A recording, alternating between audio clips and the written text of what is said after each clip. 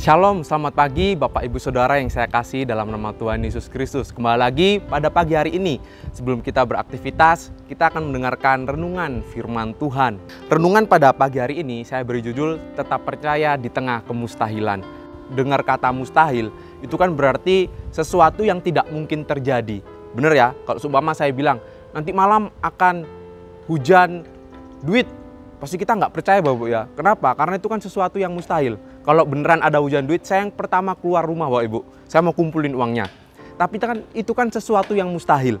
Nah biasanya Bapak Ibu, sesuatu yang mustahil itu biasanya sangat susah untuk kita percayai. Bener kan Bapak Ibu ya? Nah berbicara tentang kemustahilan, seringkali juga di dalam perjalanan kehidupan kita ada banyak hal yang sepertinya mustahil terjadi dalam kehidupan kita. Mungkin kita ada yang hari ini mungkin sedang terbaring sakit. Mungkin kita merasa kalau aku bisa sembuh itu sesuatu yang mustahil. Atau mungkin ada di antara kita yang merasa, finansialku atau perekonomianku dari dulu kayak gini-gini aja. Mustahil perekonomianku pulih. Mustahil finansialku sehat. Sepertinya kita banyak menganggap di dalam kehidupan kita ada banyak hal yang sepertinya mustahil di dalam kehidupan kita. Nah kita akan lihat pada pagi hari ini Bapak Ibu suatu kisah di dalam Alkitab yang sepertinya pun ini hal yang sangat mustahil, tapi orang ini dituntut untuk percaya. Kita akan lihat satu kisah di dalam Keluaran pasal yang ke-14 ayat yang ke-16. Saya akan bacakan. Dan engkau Musa, angkatlah tongkatmu dan ulurkanlah tanganmu ke atas laut dan belalah airnya, sehingga orang Israel akan berjalan dari tengah-tengah laut di tempat kering. Ini kan sesuatu yang mustahil saudara ya. Benar ya? Apalagi orang Israel dan Musa baru saja keluar dari tanah perbudakan di Mesir. Di antara mereka pun mungkin ada yang baru pertama kali melihat laut. Itu di belakang saya ada laut Bapak Ibu saudara. Seumpama saya di posisinya Musa. Kemudian Tuhan bilang ke saya, Sam coba belah air laut. Mungkin saya berpikir berkali-kali lipat Bapak Ibu. Kenapa? Itu kan hal yang mustahil. Laut itu dibelah. Benar Bapak Ibu ya. Seperti saya bilang tadi, judul renungan pada pagi hari ini tetap percaya di tengah kemustahilan.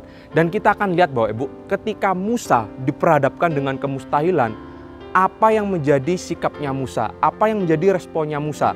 Ingat Bapak Ibu, di belakang Musa bukan tidak ada apa-apa Bapak Ibu. Di belakang Musa sedang dikejar oleh tentara Fir'aun yang coba untuk menangkap mereka. Dan di depan mereka ada lautan Bapak Ibu. Kita lihat Musa berada di posisi yang sulit. Musa berada di tengah-tengah kemustahilan. Tapi kita akan lihat apa yang menjadi sikapnya Musa. Coba cepat saja di dalam Keluaran 14 di ayat yang ke-21. Lalu Musa mengulurkan tangannya ke atas laut. Dan semalam-malaman itu Tuhan menguakkan air laut dengan perantaraan angin timur yang keras. Membuat laut itu menjadi tanah kering, maka terbelahlah air itu.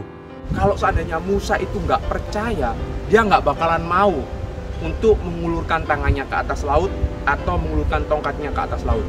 Bisa saja kan Musa berpikir, aduh mana mungkin ya laut bisa terbelah. Tapi itu nggak dilakukan oleh Musa Bapak Ibu. Musa lakukan karena Musa percaya kuasa Tuhan. Nah ini menjadi perenungan kita Bapak Ibu. Di tengah masalah yang kita hadapi, di tengah persoalan, di tengah mungkin sakit yang sepertinya itu mustahil untuk sembuh, masihkah kita percaya Bapak Ibu di tengah kemustahilan? Mari Bapak Ibu kita belajar bersama-sama pada pagi hari dari sikap seorang yang bernama Musa. Di tengah kemustahilan dia tetap percaya. Nah kita lihat Bapak Ibu, kepercayaan itu harus diwujudkan dalam sebuah tindakan. Apa yang menjadi tindakan Musa Bapak Ibu? Musa percaya, kemudian Musa lakukan apa yang menjadi perintah Tuhan. Dari ayat yang sudah kita baca tadi, Musa mengulurkan tangannya. Berarti itu adalah wujud tindakan bahwa Musa percaya kepada Tuhan. Nah sama Bapak Ibu, kalau kita merasa kita percaya kepada Tuhan, maka itu harus diwujudkan dalam sebuah tindakan. Contoh hal yang kecil Bapak Ibu, kita nggak mengeluh, kita nggak bersungut-sungut. Itu sudah merupakan tindakan bahwa kita percaya kepada Tuhan di tengah kemustahilan. Sebagai penutup Bapak Ibu ya, di ayat yang ke-22, demikianlah orang Israel berjalan dari tengah-tengah laut di tempat kering. Sedang di kiri dan di kanan mereka air itu sebagai tembok bagi mereka. Luar biasa Bapak Ibu ya. Ketika Musa percaya Bapak Ibu, apa yang terjadi? Laut benar-benar terbelah Bapak Ibu. Ketika Musa percaya di tengah kemustahilan. Berarti apa Bapak Ibu? Berarti di tengah kemustahilan pun Tuhan masih bisa membuat jalan. Ini yang harus kita percayai Bapak Ibu. Mungkin kita sedang bergumul dengan perekonomian kita, dengan penyakit yang kita alami. Ingat Bapak Ibu, di tengah kemustahilan pun Tuhan sanggup membuat jalan keluar. Sebagai bagian terakhir Bapak Ibu, saya punya kesaksian. Sebagai anak kos Bapak Ibu ya mungkin ada kalanya saya nggak pegang uang. Mungkin ini juga lazim dialami oleh beberapa anak kos ya Bapak Ibu ya. Ada satu kali saya memang tidak punya uang Bapak Ibu. Pada waktu itu saya sebagai anak kos, waktu itu memang saya ngontrak Bapak Ibu ya, ngontrak sama beberapa teman saya, 2 orang. Teman saya ini orang Klaten.